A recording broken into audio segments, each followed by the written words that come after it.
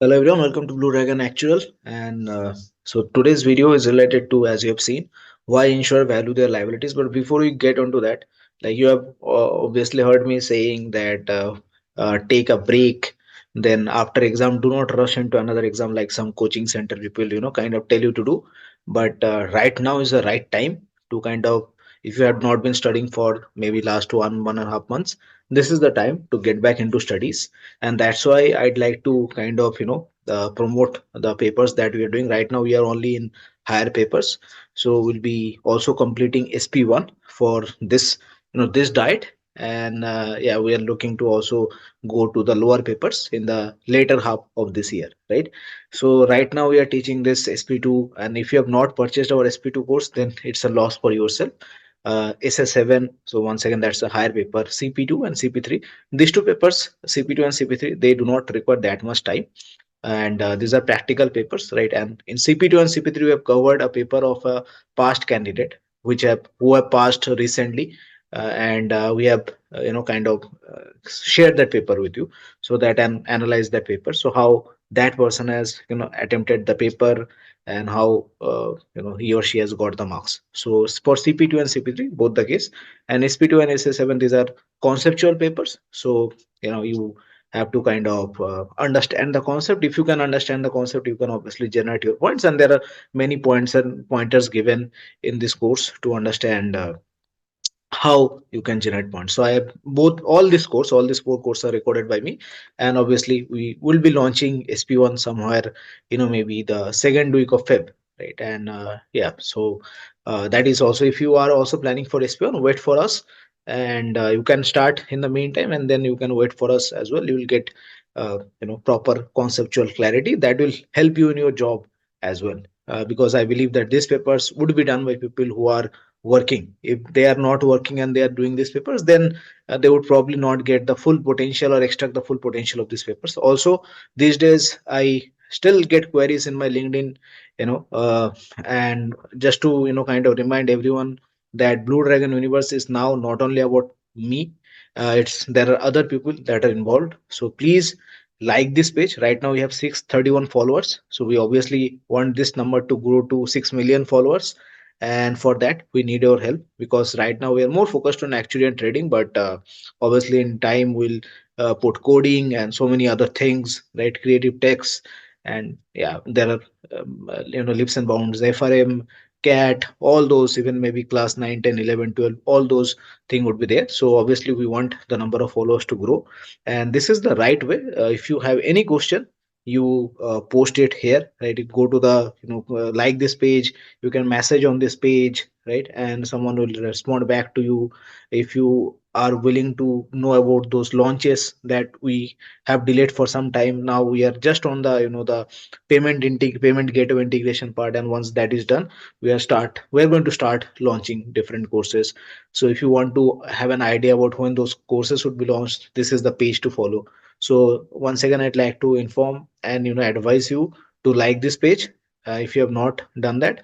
And also, if you are not studying, actually now this is the right time to study. And if you are studying any of these papers, so obviously I think you should check out these courses. And I am going to start with the doubt clearing sessions of SP2 and SS7, CP2 and CP3. The person who have enrolled in this course, they will be messaged separately, like when the doubt clearing of CP2 and CP3 would be done. CP3 will only have one doubt clearing, and CP2 have a couple of maybe two or three, right? Because these papers are lighter papers, and these are sort of practical, right? So not much doubt can be there if you follow the courses, because it is structured beautifully. And if you are in SP2 and SS7, obviously there will be much doubts, and yeah, that we have to kind of, so there will be regular doubt clearing sessions, so you can study at your leisure time, and whenever you have any doubts, keep those doubts jotted down, and then we can get into a Zoom call and discuss those doubts, right? So that will help you as well,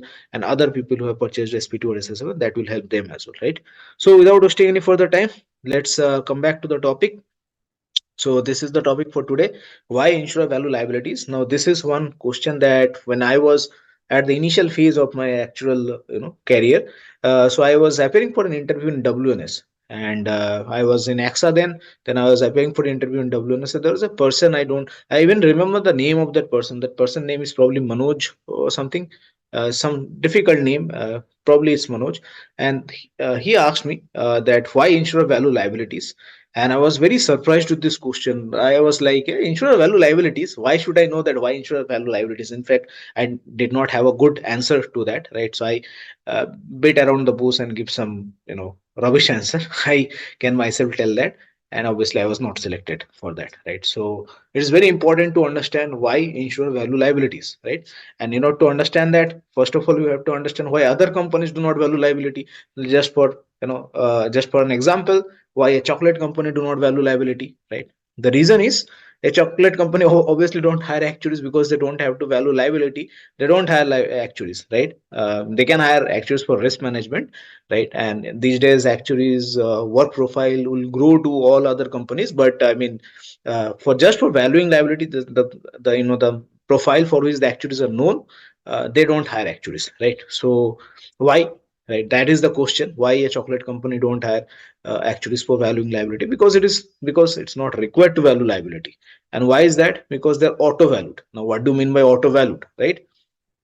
So that means uh, we have to understand what are the liabilities for a chocolate company.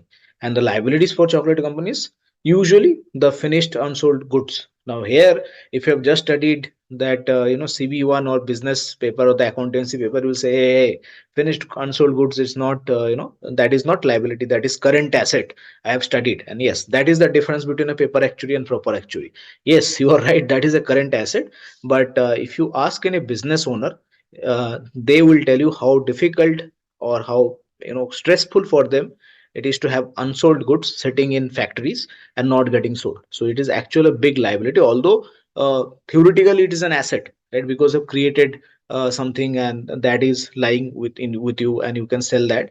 So theoretically it is an asset, but if it is not getting sold, then it's a huge liability, right? So probably you have seen any Shark Tank pitch, not the India one, the US one, which is the real one. There you will see many times question being asked on how many what amount of cash do you have. And there are usually, that is the case, that multiple people would have huge amount of inventory that they are not able to sell. So that is a big put off point for that pitch, right, in the Shark Tank. So I think you get the point why I would call finished unsold goods or inventories as a liability for the company. And obviously, along with that, without going into much of the nitty gritties, there would be expenses and wages. So that is also a sort of liability for a chocolate company, right? But the good thing about this is you can place a price for this. For example, how much unsold good is there? You can put a price for this. Maybe your chocolate has some caramel, some chocolate, right? Some milk, etc., etc. And you know that for a particular bar of chocolate, you are spending maybe 20 rupees, right? So you know that you have a price, right? Expenses you can value. Obviously you are paying that expense using a credit card or debit card, or from your current account, whatever, right? You are also paying the salary to someone, so you know what amount of salary you are paying. So all these are like a value is already there, right? You need not value the liabilities because you those are auto valued, like I mentioned, because you already know what is the price you are charging or what is the price you are paying for this goods, right? But that concept do not apply to an insurer. Now how is that concept different for an insurer? Because it's a service company. Insurer provide you service, whether it's general insurance or life insurance, right? And they provide the service to you usually for long term. Even in general insurance there are multiple long term products, right? So they provide a service for long term, and that is why IFRS 17, which is the the current accounting concept, which almost all the countries in the world are migrating to, that is based on IFRS 15, which is for service industry. IFRS 15 treats everything by service, right? Like if you are providing a service, you are a provider of service. As for example, the biggest example of this is the IT industry. The IT industry provides service, right? So in order to set up a company, IT company, you do not require much investment. So all service company would be like that. What you require is people who have knowledge, who have skill set. As for example, Blue Dragon Universe is a service company. You are providing a course, right? We might also provide you, maybe at a later point of time we might provide you some, depending on that, some mock exam flashcard, although I don't see any reason for you, to get that, because you can purchase it from the institute. But if there is enough demand, we can, right? So, but other than that, it's mostly a service. Like you, like I was showing, purchase this paper, purchase, that paper, hire paper, etc. So that is a service. You do not need anything to start a company. You just need a person with knowledge who would record his knowledge and or her knowledge, and then that record can be heard by you, right? So the only thing that you are investing actually is time. That is why there are so many YouTube creators and etc. And obviously, you need to understand the pulse of the audience. Some there will be some marketing expenditure, etc., etc. But other than that, it's a service, right? So, and because it is provided over a long period of time, the profitability of the service, right, can only be assessed when that entire service is exhausted. Until unless the entire service is exhausted, you cannot say whether that you have made a profit on that or you have made a loss on that, right? So service industry do not have inventories, right? Because service industry is not selling any goods. Service industry cannot have inventory. You can say that a course, maybe for Blue Dragon Universe, a course is your inventory. But whenever I've created something, right, so I have not spent any money for creating that. I have just invested my time, right? So that way you can say that if there is a price, like maybe a course required, as for example SP2, a course like that, it probably required me around 100 hours to create that course, right? So you can say that 100 hours is the price. But I mean, in financial term, right, there is no tag for that. You cannot place a amount to that, right? There's very difficult to place an amount to that, right? So service industry don't have inventories, and the extent of profit and loss cannot be determined until the full service is exhausted, because you are providing service for 20 years. So you don't know when the service is going to get terminated. For example, in life insurance, the service will get terminated if there is a claim, right, or the person stopping the premium, or the person surrender the policy. So in all these cases, the service gets terminated, and then you can determine whether there is a profit or loss. But in a chocolate company, you are purchasing a chocolate, right? When you are selling the chocolate, then that's it, game over for the company, right? The company has probably incurred 20 rupees and selling that chocolate for 80 rupees. The company is making a profit of 60 rupees at the point of sale. The profit is recognized. But for us, insurer, that is not the case, because even at the point of sale, you don't know the profit, because you have not provided the service for those many years, right? For the entire portfolio, you don't know. You might only know the service that you have provided for a particular point of time, which you have provided in the past. Maybe 5 years have passed, and you know how much profit or loss you have made in that portfolio in the past 5 years, because that time has passed. But you cannot know how much profit or loss you are going to make in the next 15 years if the duration of the policy is for 20 years. So I hope you get the point. Because insurance industry is a service industry, there is no inventory. Because there is no inventory, there is no easy way to put a price tag, as you can do for any other manufacturing company, right? So for any service industry, you will not have that tag, right? Now the extent of profit or loss can be determined by cannot be determined until the full service is exhausted. Now, how is an insurer defined different from any other service company? As for example, maybe an IT company, because in insurer has an additional complication of long period of time. Like this is written here, long period of time, because in IT, usually the project should be short term. Mostly it would be 1 year, right? You would not see a project which is lasting for 20 years, right? But for insurer, that is the usual term, right? 20 years is actually less. For some couple of annuity products, they might go up to 30 years, 35 years, 40 years, right? So you have to understand that for insurer, long period of time is the norm, especially in life insurance, right? It's a norm. That is how that service is defined. So although in for an IT industry, there is no inventory, but you can easily judge what is the profit and loss maybe at the end of year, because that service been exhausted by the end of that 1 year.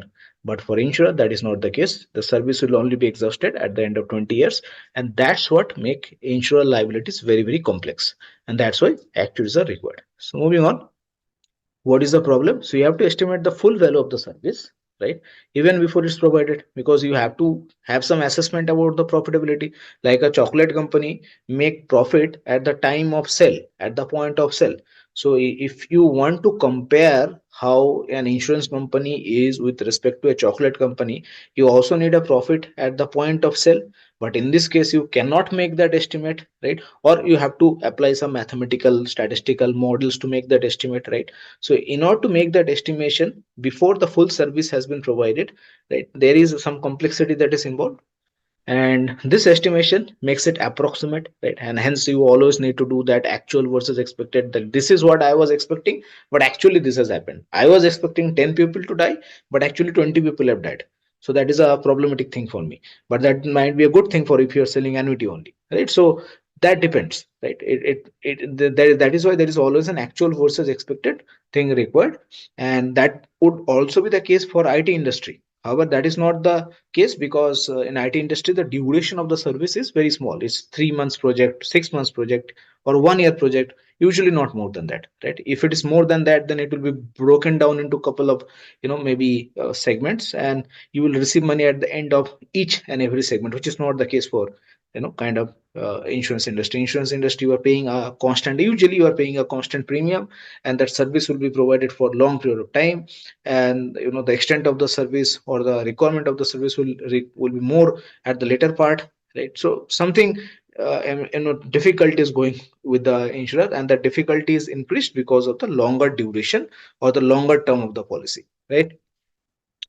So actuaries are needed to make assumptions about this estimations. Now, you in order to maybe project a life insurance liability, you require assumption about the mortality, the lapse rate, the expenses, the interest rate. All these four are required, right? Also, how the cash flows are being incident, whether you are considering the cash flow at the start of the month, at the end of the month, right, or at the middle of the month, when new business are being incident, start of the month, end of the month, right? So all of those, timing of the cash flows is important, assumptions about the cash flows is important, mortality improvement, that is also an important assumption, right? So all of those assumptions are required. There is, and because of the extension of the time or extensive nature of the time, longer duration of the time, it is even more difficult to make those assumptions, and that is why someone who is more qualified, someone who understands the maths and stats, right, and someone who also needs some coding experience, right, because you need to do that in a software, you cannot do that calculation manually.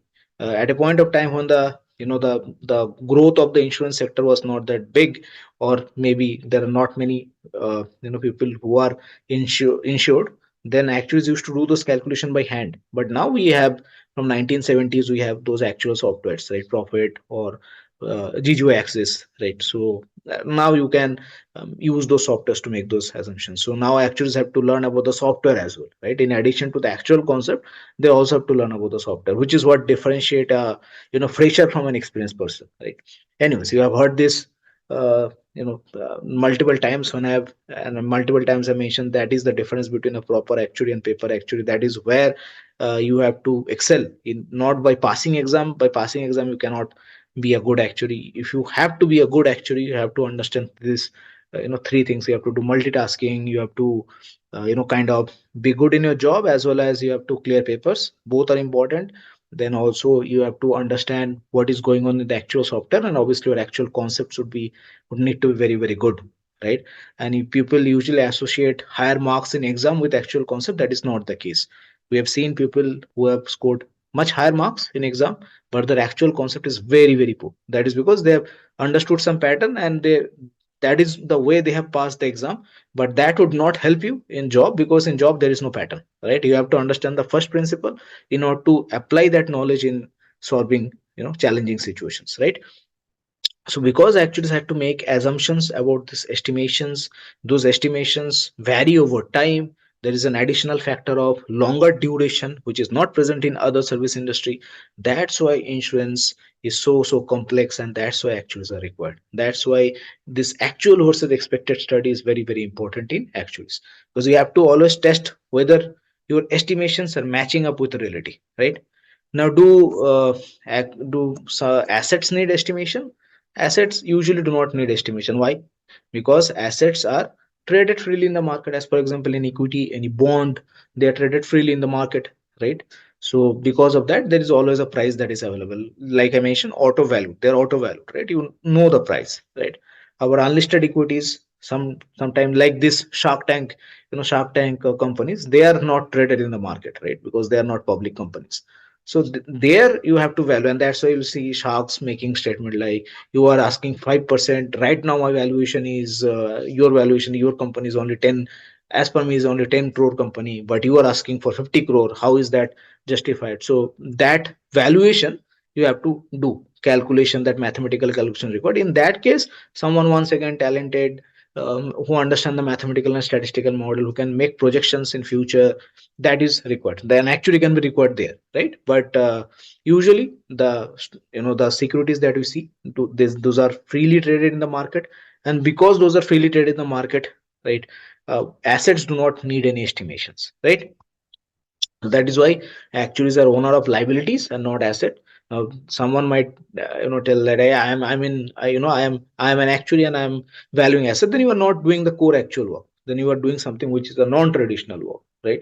But traditional work of actuary is valuation of liabilities, and that is the reason why that person asked me in that interview, like, why actuaries value liabilities. I was not able to give an answer.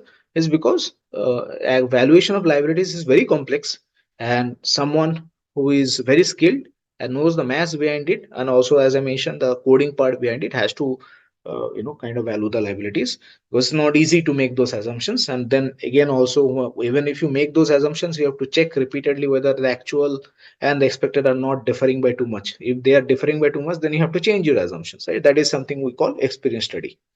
Moving on.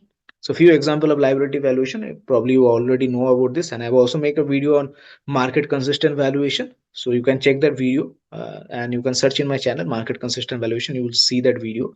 So market consistent valuation, one of the major kind of method, and that is very very popular nowadays. This days every regime is following this, especially IFRS 17 is also using market consistent valuation. This means how the market would value your liabilities. That means if the liabilities are freely traded in the market, then what would be the price, right? Although insurance liabilities are not freely traded in the market, like you would not see a term policy being traded in the exchange, right? That is not possible. But if that is possible, then what would be the price that you will place, right? So that is market consistent valuation, and these two are very popular. Best estimate valuation, right? So you already know about the best estimate. Then prudent valuation, you already have heard about prudent valuation if you have studied CT5 or CM1. So these are with respect to the assumptions, how your assumption is, whether your assumption best estimate, whether assumption is prudent. Earlier they were using prudent, but now they have moved into best estimate and market consistent, right? So these are the examples of liability valuation. And I hope that this point and this question, why insurer value liabilities and why any other company do not value liabilities, is clear to you, right? If you understand why other companies do not value their liabilities, then we'll automatically understand why insurer value the liabilities, right? So I hope that is clear. Now I would like to leave you with next week question. This would be the topic for the next week. Now, since you know valuation of liabilities and everything now, so my question is, which one of this product or type of product would be more susceptible to ALM risk? Here by ALM I mean asset liability management, right? A product which is a single premium product, would that be more susceptible to ALM risk, or a product which is a regular premium product would be more susceptible to ALM risk? Now, if you are making a guess and saying a single premium product, then I'll personally come to your home and tell your parents that you are not going to be an actuary. I'm just kidding. I mean, you have to give the reason why, right? Why a single premium product would be more susceptible, or why do you believe regular premium product would be more susceptible, right?